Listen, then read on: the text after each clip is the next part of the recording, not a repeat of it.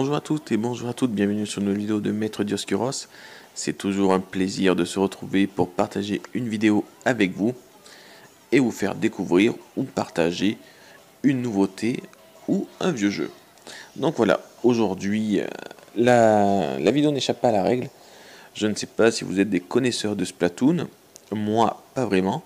Et voilà que j'étais attiré par la démo de Splatoon 2. Et je suis parti à faire les essais de démo. Donc j'ai fait celle de vendredi et celle du dimanche. Donc j'ai beaucoup apprécié. Je dois dire que je me suis beaucoup amusé. C'était un monde très coloré, très fun. Bon, malheureusement, on va dire que cette démo était très concentrée. C'était juste des matchs 4 vs 4. Il y avait 4 armes à choisir et que 2 terrains disponibles. Donc c'était vraiment pour essayer ce monde, pour essayer de nous y faire entrer. Mais malgré tout, les heures jouées dessus sont passées très vite et dans un grand moment de plaisir et de rigolade. Donc voilà. Donc on va vous présenter le jeu, pardon. J'ai hésité pendant 30 secondes sur quoi j'allais enchaîner. Donc nous avons parlé déjà du principe de Splatoon. Splatoon est une licence très récente de Nintendo. D'ailleurs, c'est l'une de ses toutes dernières licences, puisque le premier Splatoon est sorti le 28 mai 2015 au Japon, le 29 mai 2015 aux USA, le 29 mai 2015 également en Europe, et l'Australie et l'Océanie n'ont eu que le 30 mai, donc un jour après. Donc on va parler du système de jeu. Splatoon est un jeu de tir en vue à la troisième personne. En équipe, jouable jusqu'à 8 joueurs en 4 contre 4, comme vous pouvez le voir sur cette vidéo. Dans le mode de jeu principal, guerre des territoires, le but est de recouvrir la surface du sol d'encre colorée. L'équipe gagnante étant celle qui possède le plus grand territoire ancré à sa couleur. Les différents modes de jeu permettent à notre personnage d'avoir des nouveaux bonus sur les vêtements pour gagner de l'argent pour acheter un équipement. Le joueur incarne un Inkling, une race fictive de l'univers de Nintendo, donc l'une de ces toutes dernières. C'est un personnage humanoïde pouvant se transformer en calamar. Donc calamar, c'est évident, hein. Le calamar, on sait tous que c'est un animal qui jette de l'encre pour s'enfuir ou se défendre.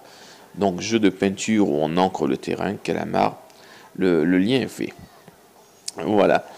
Dans sa forme humaine, le joueur peut utiliser une arme pour projeter de l'encre sur le sol ou attaquer les autres joueurs. En calamar, il peut se déplacer très rapidement à travers l'encre de la couleur de son équipe. Et il peut également traverser les grilles et monter au mur. Dans l'encre adverse, il est ralenti et prend des dégâts. En toute somme, ce qui est logique. Donc là, pour cette démo, nous avions le choix entre 4 armes. Donc nous avons une arme de poing basique, on va dire un peu comme le fusil mitrailleur dans un Call of Duty. Après, nous avons le fusil longue portée, le concentrateur, qui équivaut à l'arme des snipers. Moi, c'est la première que j'ai testée et j'ai pas été bon avec. Peut-être que c'est le temps de me faire la main. Pourtant, à Call of, je suis plutôt le genre sniper. Je suis pas très bon sur le terrain, donc j'ai tendance à me planquer et à shooter. Je sais, c'est pas très beau, mais voilà. Après, nous avions le rouleau qui est une arme massive, on va dire. Elle fait de gros dégâts de zone. Et elle ancre très vite le sol. Par contre, on ne peut pas tirer de loin. C'est une arme rapprochée, on va dire. Et pour finir, il y a une toute nouvelle arme qui apparaît pour la première fois dans Splatoon 2. On va dire que c'est le double pistolet. Si on devait comparer à Call of Duty, on dirait que c'est une moyenne portée qui tire assez rapidement. On pourrait le comparer un peu à une sorte de petit pistolet mitrailleur. Voilà. Avec un dans chaque main. Alors, on va reprendre notre présentation du jeu donc. Donc on a dit qu'on incarnait un Inkling, qu'on a expliqué ce qui est le principe de courir dans l'encre. Ce que je trouve moi très drôle, la forme calamar pour aller dans l'encre. En plus, grâce à ça, on recharge notre peinture. Et en plus, on se déplace vite et c'est fun. Voilà, c'est juste fun.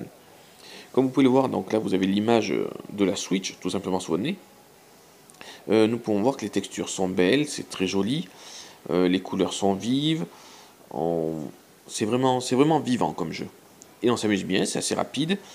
Et même moi qui suis pas un très bon joueur, j'étais en train de faire un comparatif avec Call of Duty. J'ai un ami à moi qui dirait pas le contraire. À Call of Duty, je suis pas très mauvais, mais on va dire mauvais.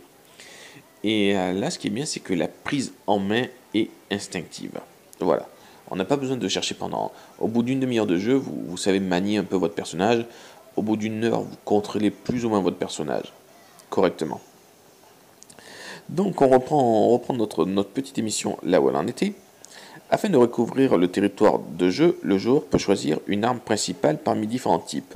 Donc les lanceurs, les rouleaux, les concentrateurs, les blasters, les sauts, les badigeonneurs, etc., etc. Toutes ces armes possèdent des caractéristiques différentes.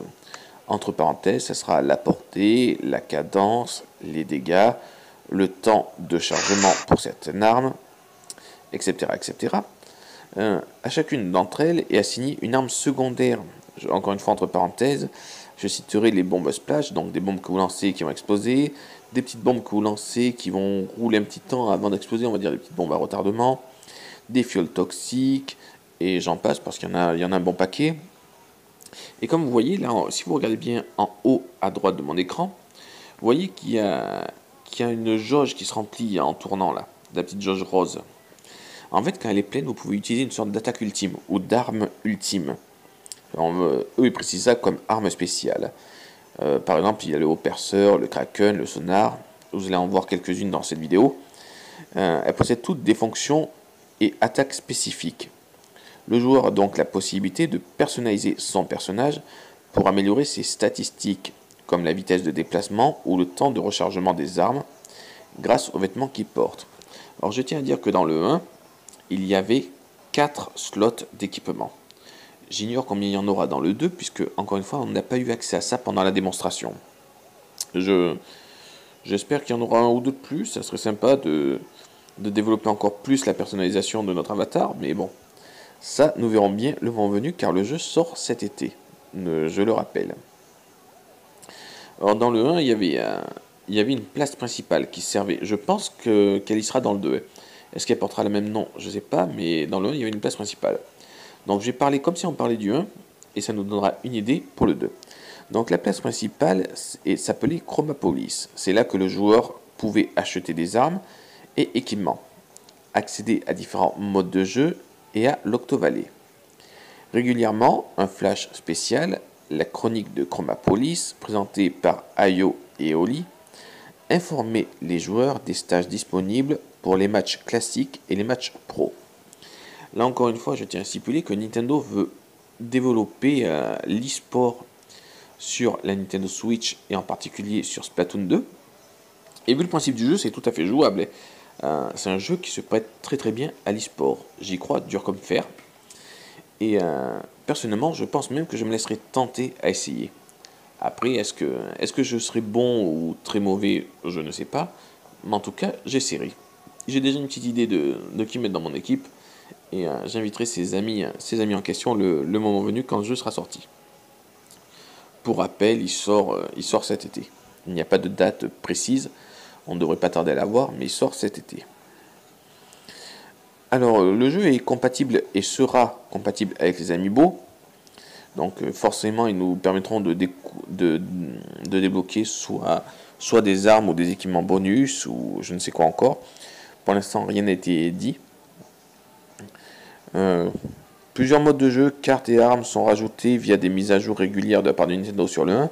Donc il y a fort à parier que cette édition-là sera plus complète avec beaucoup de choses. Et sûrement qu'avec le temps, des mises à jour viendront dessus.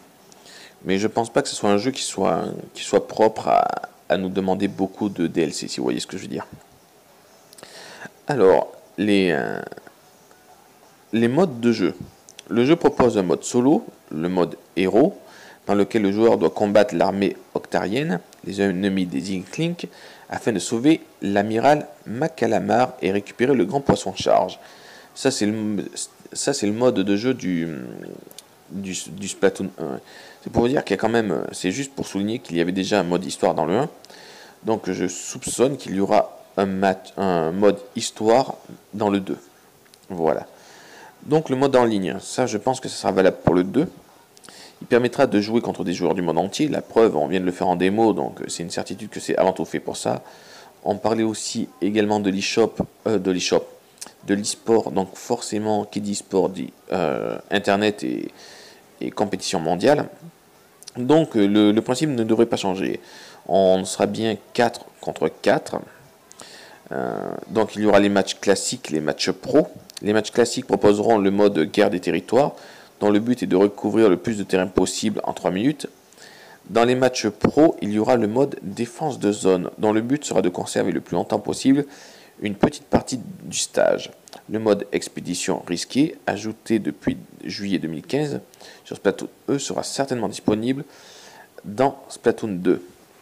Dont l'objectif, je vais vous dire ça tout de suite, dont l'objectif est de prendre le contrôle du stand mobile afin d'amener l'assaut à la base adverse. Donc nous pouvons voir que c'est comme des jeux très variés et très complets. Après, il y avait aussi la mission Bazookarp, un bazooka en forme de carpe qui permet de lancer des tornades de peinture. Le but est de récupérer le bazookarp et de l'amener sur un pylône près de la base ennemie en 1 minute. Sinon, celui-ci explose et retourne au centre. Donc après, les personnages, on en a parlé, c'est les Inklings. Pour l'instant, on ne peut pas parler de notes ou de trucs comme ça par rapport à Splatoon 2, puisque c'était juste une sorte de bêta qu'on a fait. C'était un test. Il y a eu 5 heures de disponible en tout et pour tout. Moi, j'en ai fait 3. Et j'ai vraiment pris, je me répète là-dessus, j'ai vraiment pris plaisir à le faire. C'était très fun. Bon, malheureusement, on n'avait pas accès à tout. Comme je vous ai dit, il n'y avait qu'un système de jeu. Donc, on peut pas vraiment se faire une avis sur un jeu complet là-dessus. En tout cas, j'espère en découvrir beaucoup plus. Moi, je pense me prendre sincèrement le jeu à sa sortie et me tenter à l'e-sport. Moi, j'espère que vous avez apprécié cette vidéo. Pour l'instant, je ne pourrais pas en dire davantage dessus. Nous pourrons quand même stipuler que malgré le parc très léger de Nintendo Wii U dans le monde, c'est-à-dire entre 15 et 16 millions, Splatoon s'est quand même écoulé à pratiquement 5 millions d'unités dans le monde.